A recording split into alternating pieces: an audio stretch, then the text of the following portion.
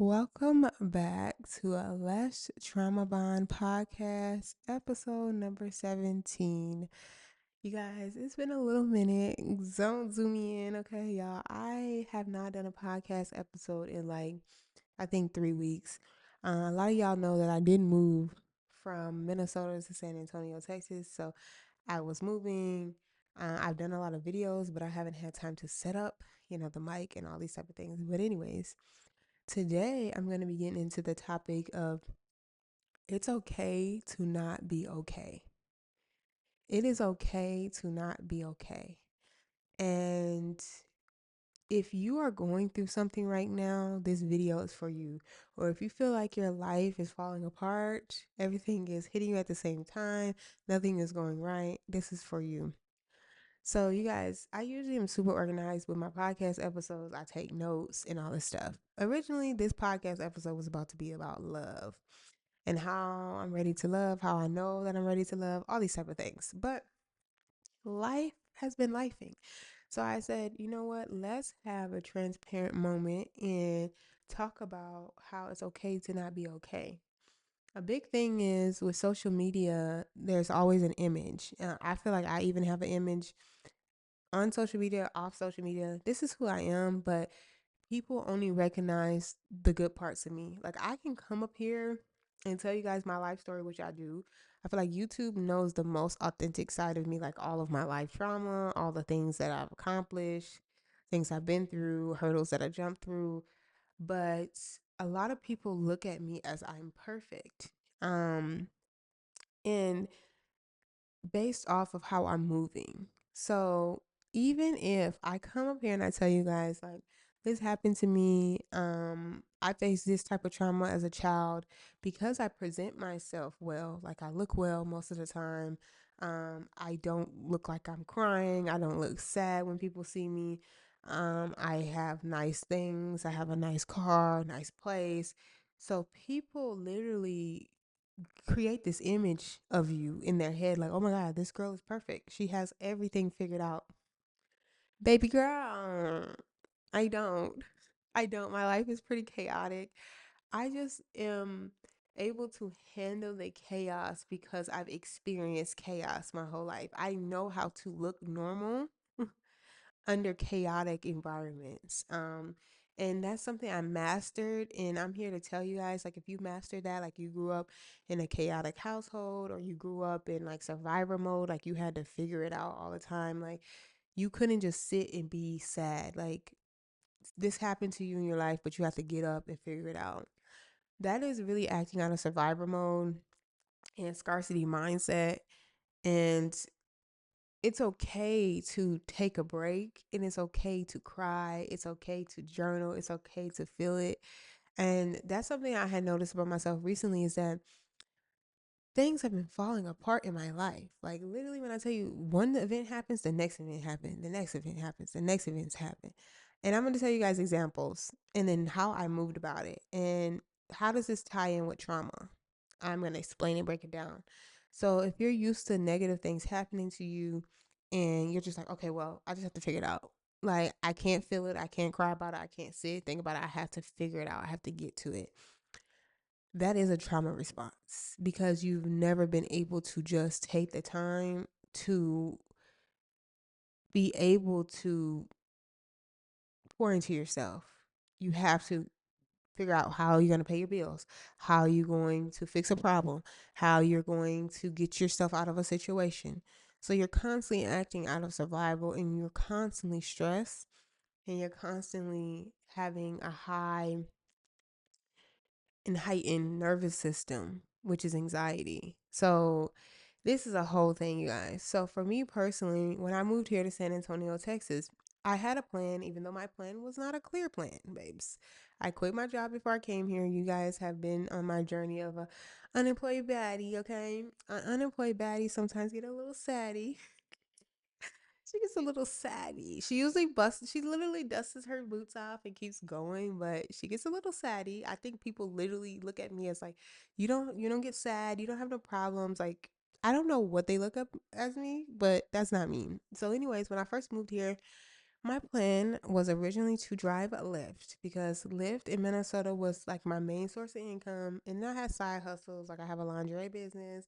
I was selling my furniture. Like I was like getting it out the mud. I was making money. When I was in Minnesota, I was making money. And I had to because when I moved to San Antonio, unexpectedly before I moved here, they told me about a deposit that I was not aware that I had to pay, and they told me like less than a month in advance. So I had to come up with that money. I had to pay my tabs on my car, which that's a whole nother situation that tied in with this new situation. I had to, it was just a whole bunch of expenses randomly coming up. I had to pay to be able to do Lyft too because I had to get inspection. I had to pay for my taxes. Like there was a lot of things I had to pay for. And baby, if I was just working my corporate job at the time, it wouldn't have cut it. Like I was making more money at that time doing Lyft, selling furniture, doing my side hustles. I was making way more money than I would have been making in my corporate job that I had quit. Now, mind you, a lot of people are like, okay, you quit your job, all these type of things. The reason why I quit my job, I hated it. I was very depressed there. I realized that now, even through hardships, I'm going through a lot of hardships being an entrepreneur, doing contract work, but I don't feel depressed like about the work. I don't feel depressed at all. I just get into moments where I'm like, oh gosh, why is this happening to me? Oh gosh, why is this inconvenient thing happening? So it's kind of like I'm getting sad about the inconvenient events, not because I have to go drive Uber. I actually like Uber so far. Like, I like talking to the customers. I like seeing the city, maybe because I'm not from here. I like driving around the city. Like, this city is very beautiful to me. So I actually enjoy my experience. I just don't enjoy the negative things that are happening. So I just want to wrap that up to say that either way, I would have to quit my corporate job regardless because I was moving to another state. So I want to clear that up. I was hybrid. I wasn't going to be able to work from home fully, so it wasn't going to work regardless. And I hated the job. And the job really didn't pay that much money. Let's be honest. To some people, it was a lot of money, but to me, I knew my worth, and it wasn't worth it. Um, for what I was doing. Anyhow, when I got here, you guys, I was supposed to do Lyft. When I was doing my research, it seemed like you can kind of just start your Lyft app whatever state you go to as long as there's no crazy requirements. Doing that research, I didn't realize that you have to have a Texas registration sticker as a part of a Lyft requirement. I never seen that. Long story short, you guys, literally, I found out I needed the registration sticker after I already paid for Minnesota tabs. Minnesota tabs for $700. So then I'm like, okay, I've just got here. Now I got to figure out how to get registered. So that was a whole complicated mess. So during that time, I literally got in an Uber, and this guy had told me, and this is the thing too, why sometimes we think that our life is bad and God is not there with us, or like things are not working out for us, but you have to really be grateful for the small things. So things may be falling apart in your life, but when you randomly get information from a person that helps push you, like career wise, help push you financially, or you randomly meet someone, you network with them, and it brings you other opportunities that may not be financial, but it may grow you in some type of way. We have to be grateful for the things that are randomly popping up because of God. So I got in this man's car, and he was doing Uber, and I asked him how he likes to do Uber, blah blah blah. Long story short, he told me that he rents his car. He rents the car through Uber, and he doesn't have to use his personal car and all this stuff. So I said, okay, maybe I should rent a car until I get my car situated here. So I ended up doing that, rented a car. That was going well for some time. Honestly, that was going well. It was pretty expensive for the rental, and I had to pay for the charging, but it was still better than doing like a DoorDash or something like that. I just think DoorDash does not pay enough. So the problem that occurred with this rental car, you guys, is literally this just happened yesterday. So when I went to the rental car place, first of all, things were falling apart. I went to the wrong location. They have this address in two different areas, in north and south, the same exact address. So I went south and I was supposed to go north. $50 Uber. So I said, okay, boom, that's another problem. Then y'all, they when I got there, they gave me a card that had a dead battery. Boop, another problem. So they had already charged my card, then they had to refund the charge, and then put the new car on there. Okay, we move on with life. They charged my card, right? I seen it out of my account. I was keeping up with my account for like a week, y'all. Not every day, but most days, right? And they took out the $320, y'all. It was $320. So I'm like, okay, cool. I know kind of flowing what I got to pay for, what I got going on. So tell me why I go to return the car, right? Because technically, if you use it for more than 1 week, they'll auto charge you. I go to return the car, you guys, and they charged me when I picked it up, but it was just a transaction initiate, I guess. The charge didn't post until I returned the car. So whole time Chase is telling me a different amount that I have in my account than what I really have in my account. So at first I was mad at the rental car place, and then I had did my research in my account. I was like, oh, they didn't charge me. They didn't double charge me. The charge just didn't post. So I said, you know what, God, what is going on? Not only did I come here, think I was doing Lyft didn't work. Oh, by the way, after Lyft, I was like, okay, let me just do a little DoorDash. Let me just do a little sprinkle DoorDash until I get my stuff together. Why did DoorDash lock me out of my account? Because they said that the ID wasn't me. Because y'all, that was back in the day when I was 326 pounds. So they were like, yeah, the ID is not you. So we need to appeal this. I appealed it. Still haven't heard anything back from them. So not only is my Lyft not working, my DoorDash is not working. So at this point, I know that when you face these type of battles, when your stuff keeps not working in your life, and you're facing these battles, it's really personally a test. It's really a test to see, hey, are you gonna let this really affect your whole life and make you feel like this temporary moment is your entire life? Like, are you gonna make you depressed, make you feel worthless, make you make decisions, short term decisions? Well, it'd be long term decisions on a short term thing, right? Because a lot of people, when things start building up in their life, they just feel like they don't even want to live anymore, okay? And when you start to look at it from an emotional intelligent aspect, because I used to crash out, baby. Like I would crash out. But I started to feel like I am allowed to feel my feelings. Like I'm allowed to feel like, okay, this is falling apart. This is falling apart. I'm sad about this. This is not right. What is going on? That's okay. But I then think, well, it could be worse. It could be worse. I am still alive. But it's okay to not be okay. It's okay to feel it. It's just you do have to understand the balance of feeling it and sitting in it, right? And not avoiding it, okay? Because you don't want to just not acknowledge it, right? So that's why this is really, it is okay to not be okay. But you also don't want to be like, oh my gosh, to the point where you just cannot do anything anymore because you're so overwhelmed with the thoughts. So, anyways, y'all, all that stuff started crashing out. So I was like, you know what? End up doing the Uber with the rental car. Then realized that they didn't post my amount on my bank account. So I'm thinking, okay, I have enough money. I'm cool. Y'all took myself out last week. I took myself out last week or whatever because I'm like, I'm good. Like, I have enough money. I'm doing Uber. I'm making decent amount. And it's nothing crazy, but I'm making decent amount of money. So I'm like, okay, I deserve to like go get myself something out to eat, a drink, take my dog out, whatever, live a nice life,. And then I find out this didn't post my charge. So then I'm like, before this had happened, y'all, I get my utility bill. I get my utility bill from my apartment. And this utility bill is higher than Snoop Dogg and Wiz Khalifa put together. I said, baby, I've only been here for 21 days. We need to make this make sense because the sense don't make none.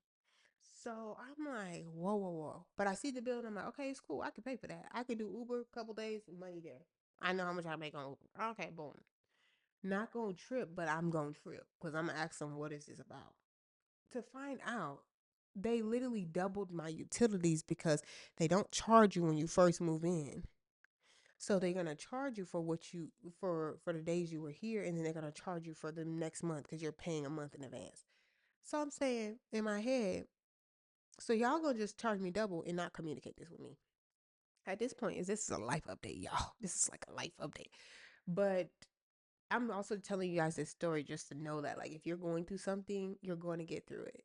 And we do have to see the light. Sometimes we get so caught up in the negative mindset of, man, my life is falling apart. Man, like, God hates me or something. Like, oh, like, I'm not your strongest soldier, which I'm not. God, please.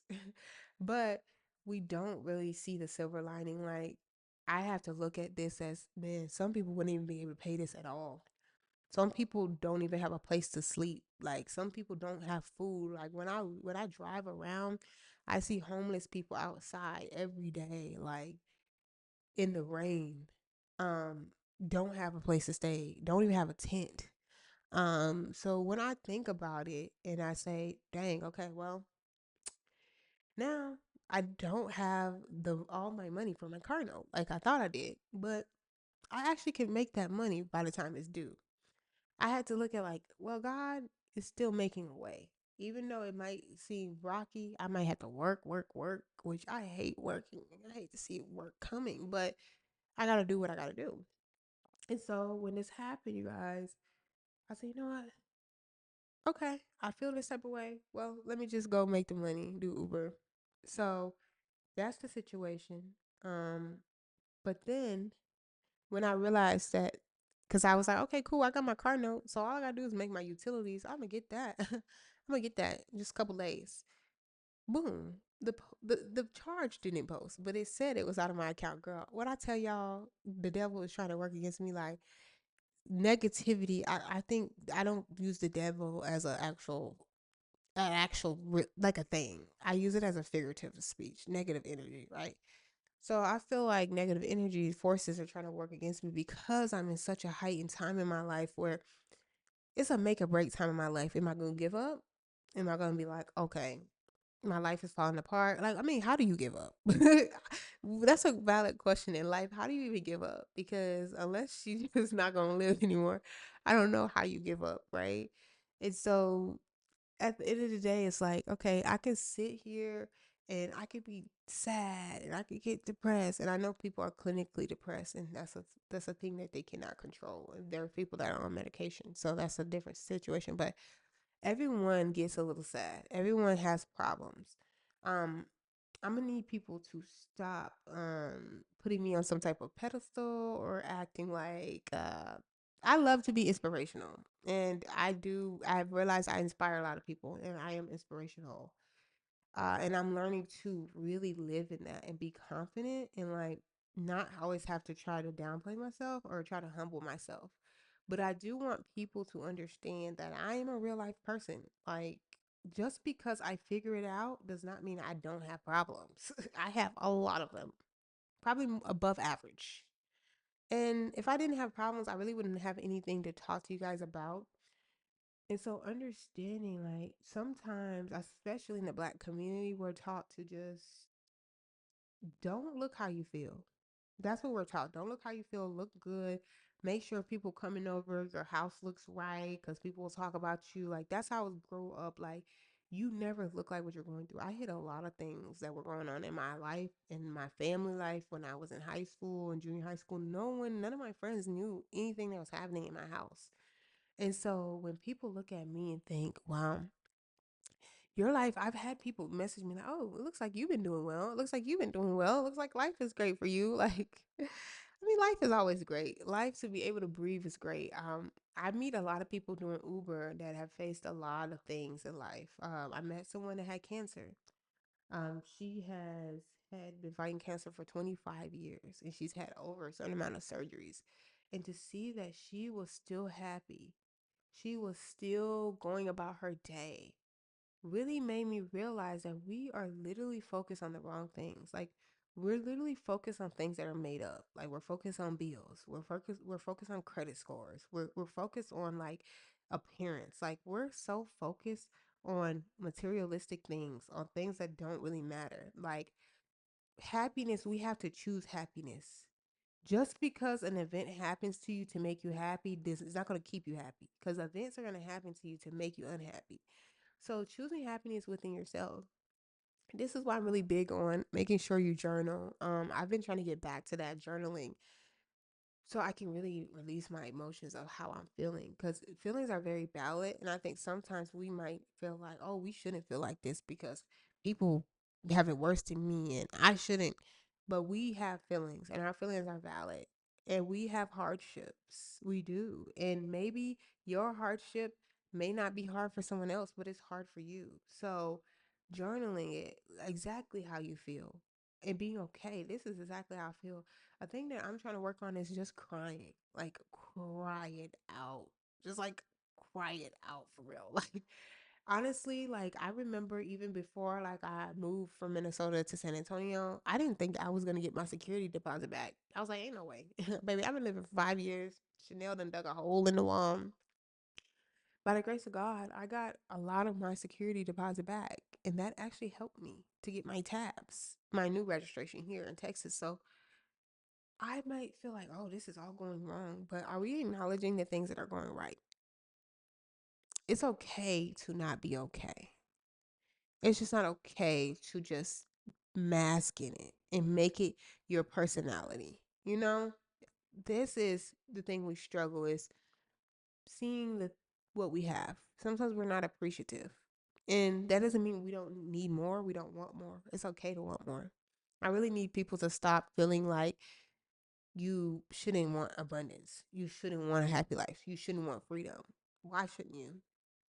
You know, and if you're doing it about the right ways and you are truthfully bringing better into the world, why is that an issue? I think that's another thing that I battle with is people that have like a scarcity mindset starts to think that it's not okay to over consume or not okay to have finances.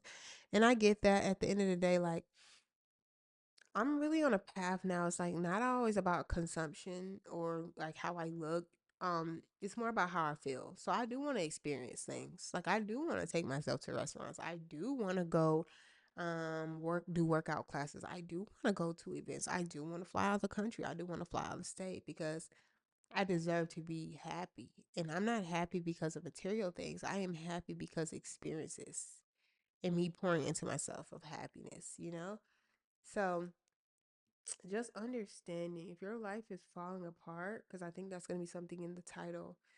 If your life is falling apart, just know that this is just a chapter. Like we already have a book and it's already like a freaking huge book, right?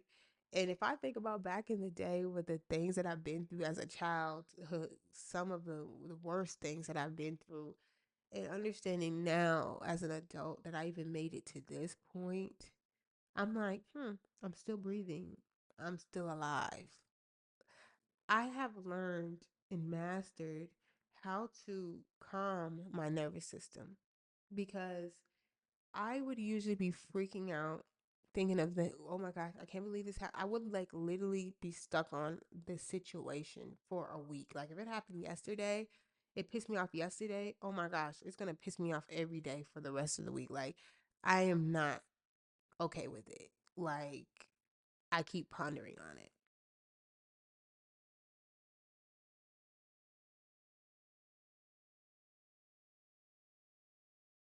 So you guys, my camera be overheating, but one thing that I noticed is once I had started going through these things and just feeling like, oh my gosh, why is this happening to me? Me. I every time I would get on social media, I would get these messages of like, oh, God puts you through these tests to really get you prepared for your moments and all these like I'm telling y'all, especially yesterday and the day before, I was like, oh my gosh, like God is trying to speak to me. Another big thing, I'm not religious, I'm just a very spiritual person. Another big thing for me is like I pray every morning just to make sure that, I'm grateful for what I have. And I recently just had my friend tell me like it's okay to also ask for what you want. And I think I grew up so much of like, oh, just be grateful, be grateful, be grateful. And that puts us in a mindset of yes, we do need to be grateful for sure. That is important and necessary, but it puts us in a mindset of scarcity as well. Like, oh, thank you for this. Like, I couldn't like have anything more type of thing, or you don't ask for more.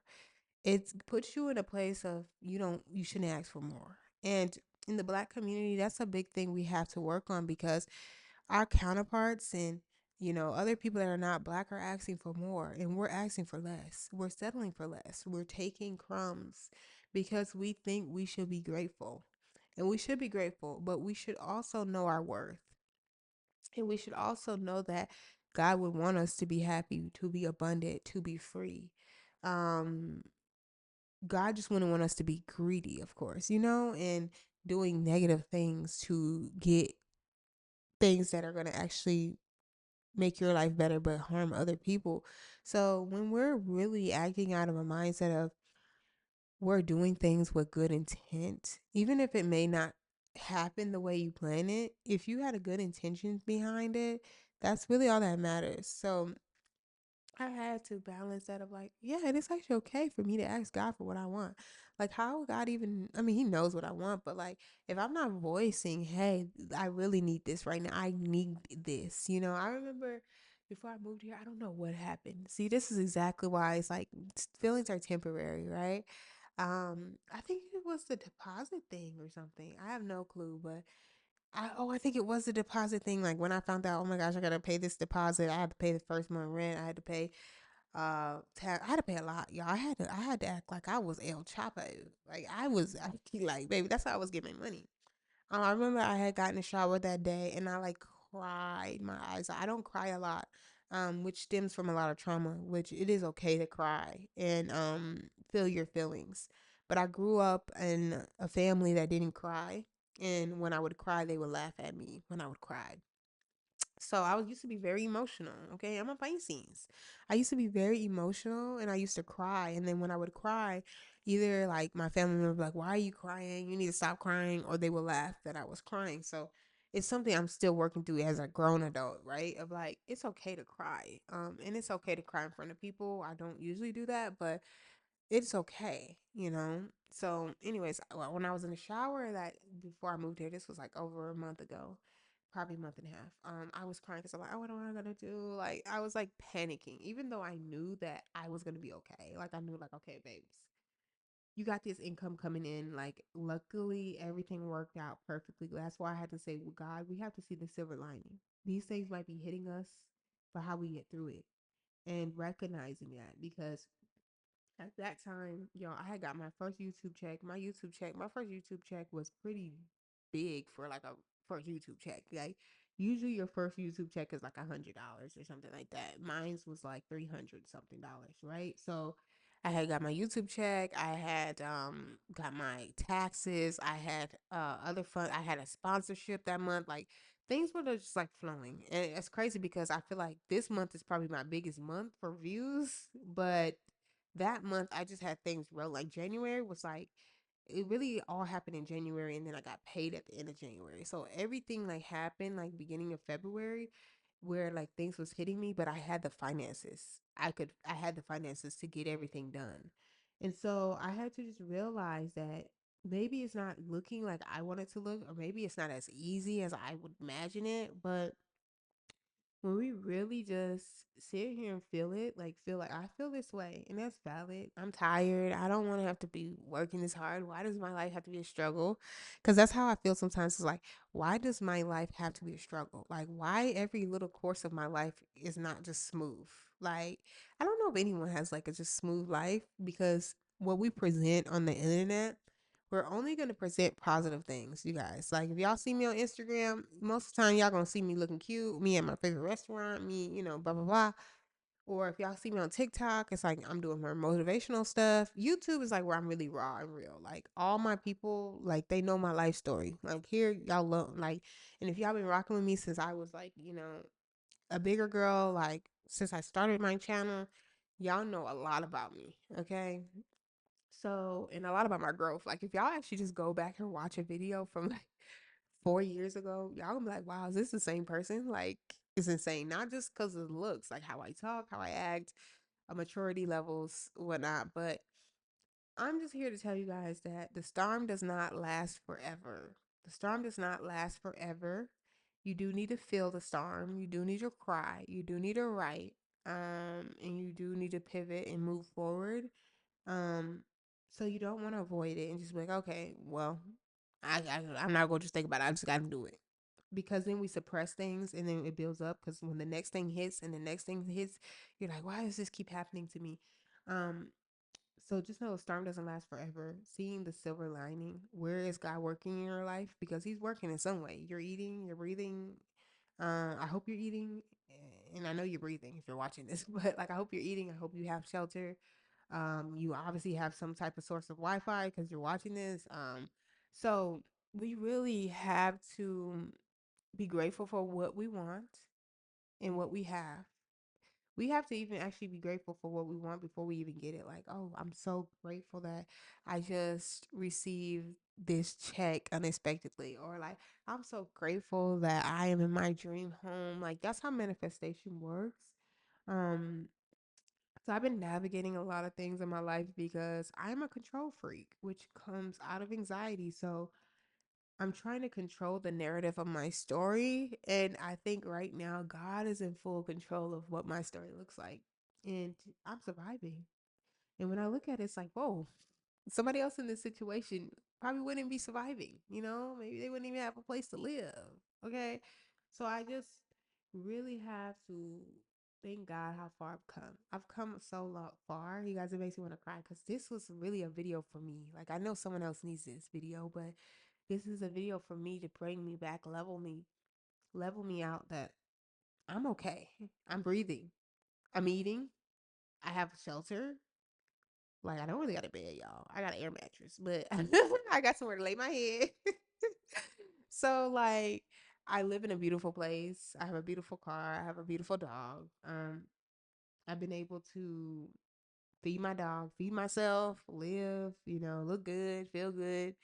But it's exhausting. It is exhausting being the strongest soldier. Okay. It is exhausting being resilient. It is exhausting being in survival mode. And to understand that it's okay to acknowledge that it's exhausting. Okay. And I think growing up with a mom that had to work 3 jobs, seeing that she was resilient, I kind of probably almost cursed myself by saying, "Oh, I'm gonna be like my mom, like a hard worker." But honestly, I don't want to be a hard worker. I don't. It's pretty ghetto. I'm gonna do what I gotta do, but I do see my life being a life of ease, and I do see that sometimes we do have to go through peaks and valleys to get to that ease.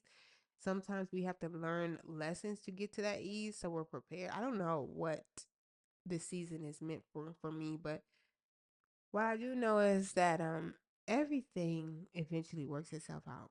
When we felt like this was the end of the world or these situations or things that happened to us, we are still here, we still survive. And we have to be grateful for just the life aspect, cuz when I met the lady with that had cancer, I said, "Whoa, health is the most important thing, and that's why I focus on health a lot. Like, I love talking about health, and I love talking about.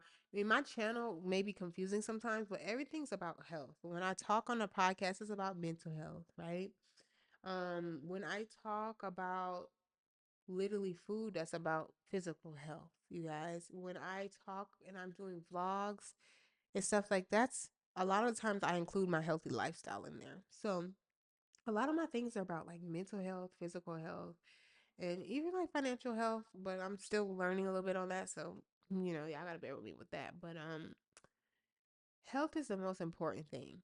Without life, there's I mean, you don't have to worry about your credit score. You don't have to worry about what bills are due if you're not alive. and, and y'all don't take that the opposite way around, because if you really need help with that, like if you're really, really depressed and you have, you know, bad intrusive thoughts, definitely really seek help. Seriously, seek help.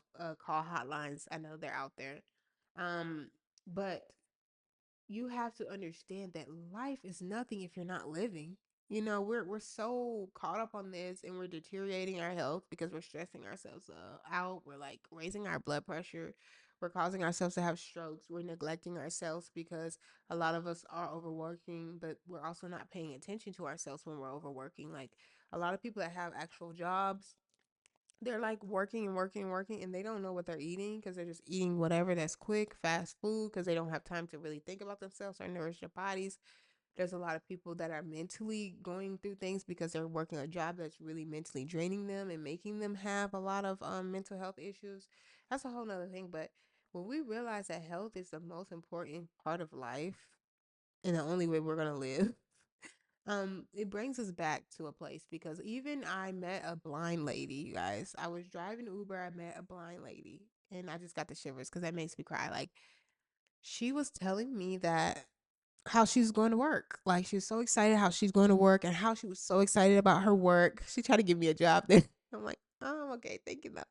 But she was so excited about her work and she could sew. She was blind and her job was sewing. Like, she could sew, she was baking, like she bakes cakes for people and stuff. I'm like, you need to put that on TikTok. Y'all know I'm a business girl. And like, yeah, you do you have a TikTok? And she's like, no, my grandchildren, they keep asking me to get a TikTok because that's super cool. I'm like, yeah, like having a blind person like be able to record and show how they're making a cake, like that's cool. Like, I don't think that's out there. Like, but that's how I think. I'm a business lady, but I was just thinking of how she's so happy and she cannot see. Like, she can, like, life is hard for her, like really hard for her. Like, she cannot see like where she's going in and out the car, getting into her, like she cannot see anything.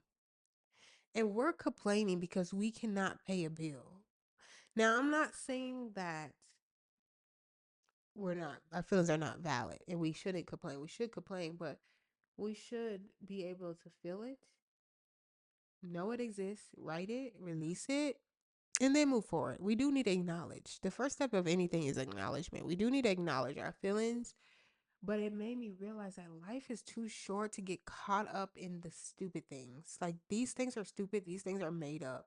Not saying that they could not cause you problems. You know, a lot of some people don't have support systems. If they can't pay something, they'll be out in the streets. So I'm not gonna sit here and say nothing matters. But what I will say is that there's literally things that can affect your life in such a large capacity where you don't even have life, that just to be able to live, just to have limbs, to be able to see, to be able to walk, to be able to breathe, like it's just like crazy things that we just don't even think about on a daily basis. But just know if you're facing a lot of turmoil in this season, that it's just a season, it's just a chapter. And just understanding, acknowledging how you feel, journaling how you feel, crying it out, letting it feel, like crying it out. Like, I think I need a good cry. I think I do. Like, after this video, I might cry. I have a lot of stuff to get done. I might just cry and just let it out, you know? And sometimes we just want to give up on things because it's just not working in the moment. But if you give up, how would it ever work?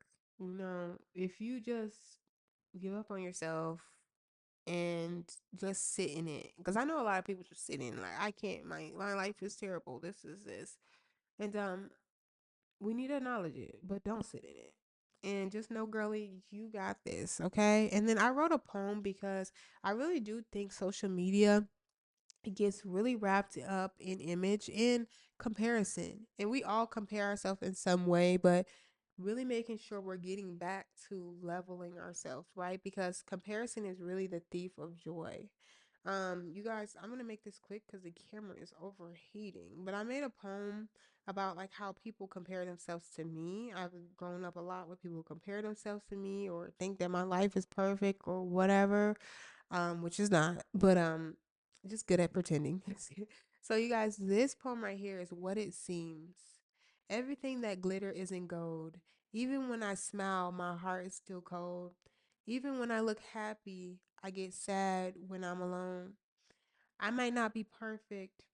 I'm not perfect. I just fight my battles on my own. I smile when I want to cry, when I'm scared, when I'm nervous. I still smile because I fear to let people see me down. But perfection created envy as they never seen within me. Only the outside they admire and imitate. Take all the pieces of me besides the ones I hate. Want my image, an image that is meant to be fake. But my suffrage they won't take. Just the perfect parts of me they love to imitate.